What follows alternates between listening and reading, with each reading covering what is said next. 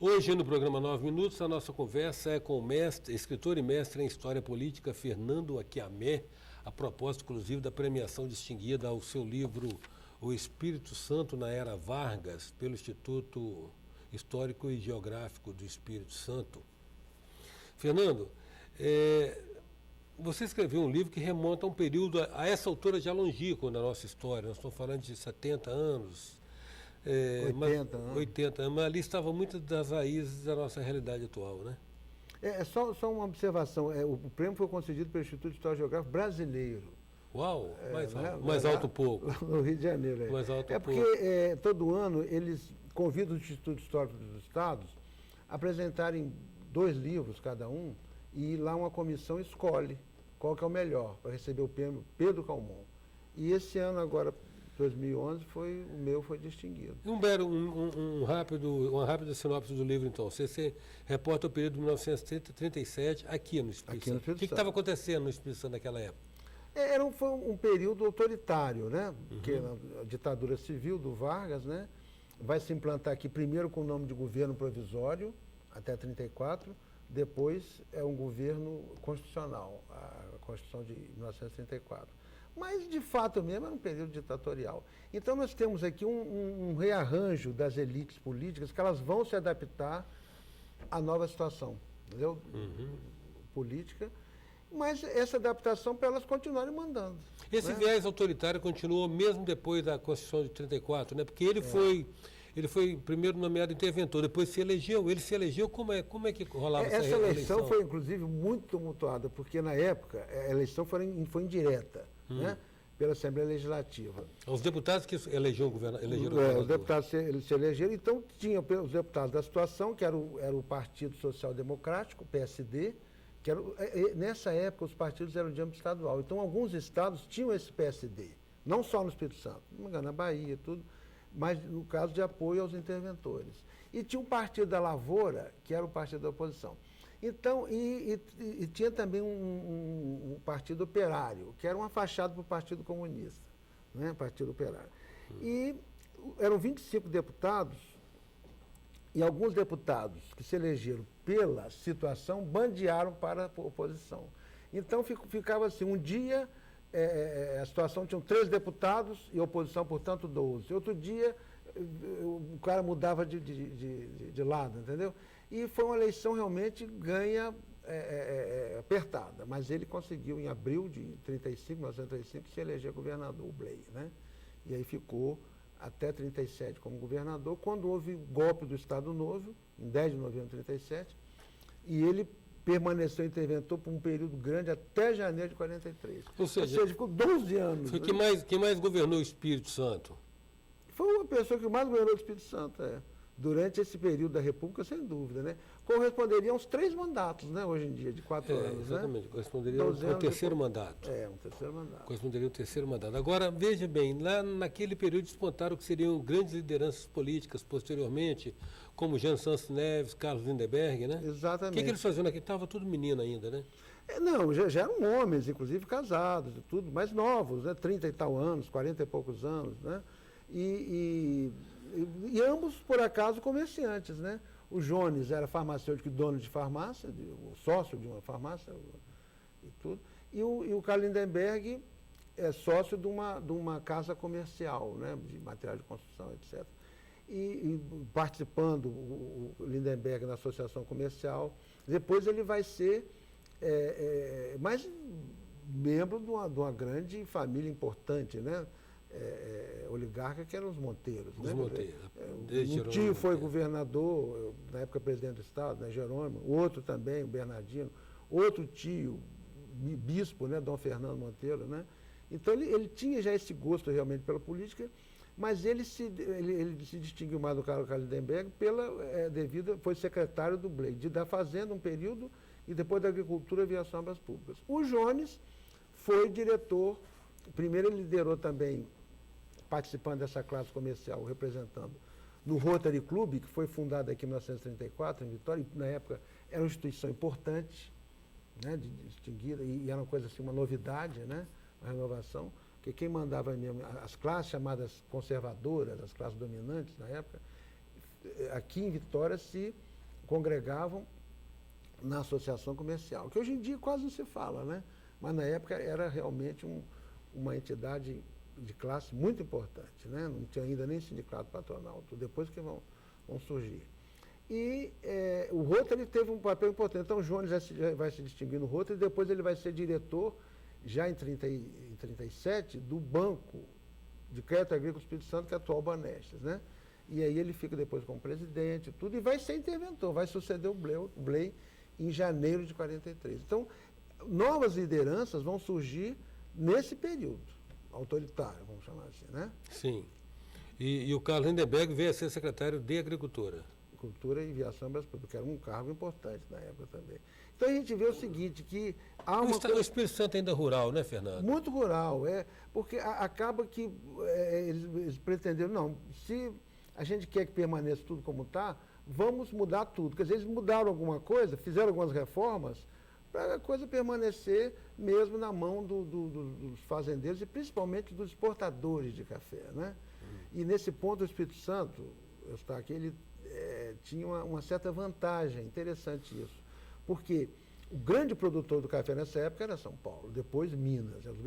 Lá embaixo, terceiro lugar, era o Espírito Santo, mas o Espírito Santo tinha um diferencial interessante, porque com a crise, o craque da Bolsa de Nova York de 29, que vem refletir depois nos anos 30, até praticamente no começo da Segunda Guerra Mundial, né, 39, afeta a produção do café. Então, uma política lá, primeiro o Getúlio quis quebrar e conseguiu quebrar a hegemonia paulista, tanto é que teve a revolta lá, constitucionalista, a Revolução de 32, né?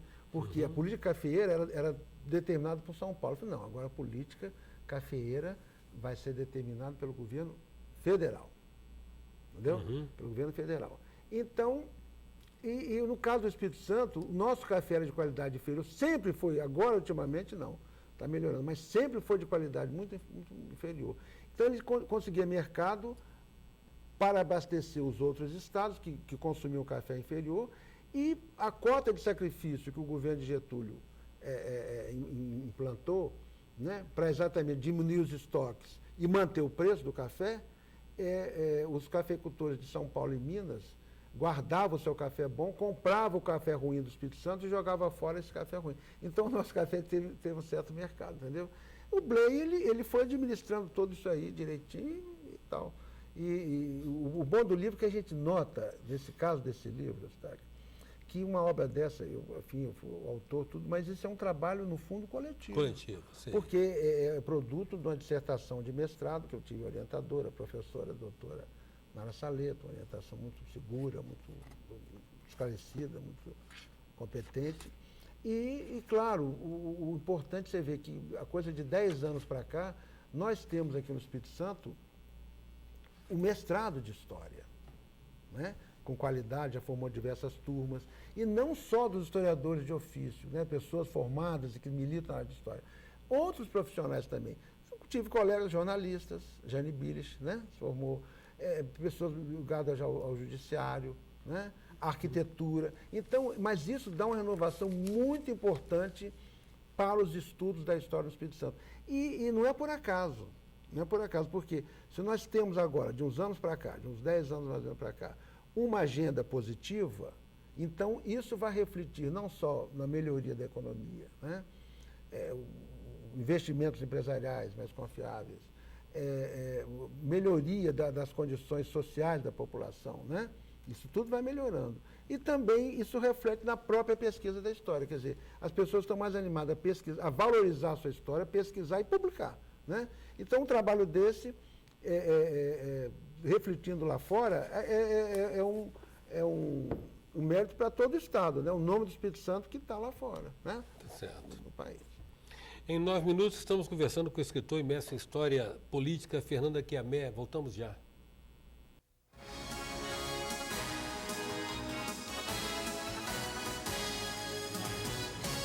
Voltamos com 9 minutos, que traz hoje o escritor e mestre em História Política, Fernando Aquiamé.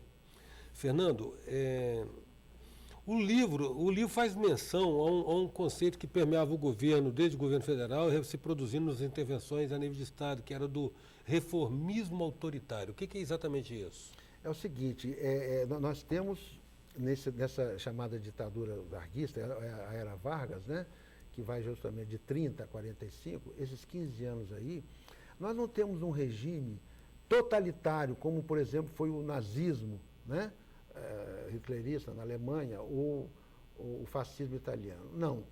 Aqui foi diferente, porque havia uma margem de manobra, algumas instituições ainda podiam ser ouvidas. Por exemplo, nós não tivemos o partido único, né, como seria o partido nazista ou o partido fascista, né? E também o governo, como lá, nesses países europeus, incentivava manifestações, aqui nós não tivemos isso, né?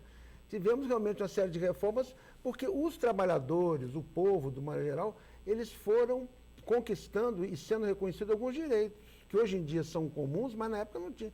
O direito a férias, a trabalhar tantas horas por dia, não passar ali, a ter uma remuneração fixa, certa, um salário mínimo certo, né? Uma carteira de trabalho, tudo. Quer dizer, essas conquistas foram sendo feitas aos poucos, né? Então, agora, isso tudo muito controlado pelas classes dominantes, sem dúvida, né? Então, foram feitas algumas reformas, né, tentando modernizar o país, tentando industrializar o país, mas sempre de cima para baixo, sempre uma certa imposição, né? Por isso esse conceito de reformismo autoritário, né? Exatamente. É aquela famosa frase, né? Façamos a revolução antes que o povo a faça. Sim. Ou seja, façamos reformas... Mudemos para que nada mude, né? E vamos fazer poucas reformas, algumas reformas essenciais que não podem ser adiadas, para que não haja uma revolução que põe esse país de cabeça para baixo. Que foi feito isso. E o país realmente foi modernizando. Apesar de ter sido aos poucos, é interessante constatar isso. Depois da Revolução de 30, você vai ver que é outro país. O país chega em 40, ele muda. Ele vai mudando, que ele passa a ter 40 e pouco até a indústria siderúrgica, né? A Volta Redonda. Enfim, vão havendo mudanças interessantes. Mas, Fernando, a nossa representação política de então, digamos, a Assembleia Legislativa, então constituída, me parece, por 25 deputados, segundo o livro, ela tinha legitimidade? Tinha, em certo sentido tinha, legitimidade consentida. Por quê? Tanto é que tinha um partido da situação, o PSD, o Partido Social Democrático, os partidos eram estaduais. E tinha um partido da oposição, que era o da Lavoura, onde se congregaram lideranças que se opunham à hegemonia do Blay. Né?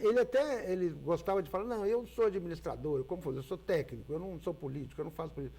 Nada. Aí que ele fazia muita política mesmo, né? Da posição dele como interventor e depois governador, ele não só dominava a política estadual, né, em relação, por exemplo, aos prefeitos, no caso, aos interventores. Nomeados também, nomeados por ele, né? Mas sempre ouvindo as lideranças da de Cachoeiro, né? As lideranças em Colatina. Eram 32 municípios, tá? Muitas regiões do estado hoje em dia, povoadas, tudo, eram mata ainda nessa época, né? A população, por exemplo, tinha 800 mil pessoas, né? Quer dizer, um quarto ou um quinto do que a população hoje em dia, né? As pessoas bem rural, bem monocultura, sem industrialização nenhuma praticamente, né? Mas, enfim, e ele tinha relações na esfera federal e na esfera estadual e fazia todo esse jogo político. Fernando, a gente se congratula com você e agradecemos muito sua presença aqui no nosso 9 Minutos. Tudo bem. Obrigado. Em 9 Minutos, a presença do escritor e mestre em História Política Fernando Akiamé, autor do livro Espírito Santo na Era Vargas. Até já.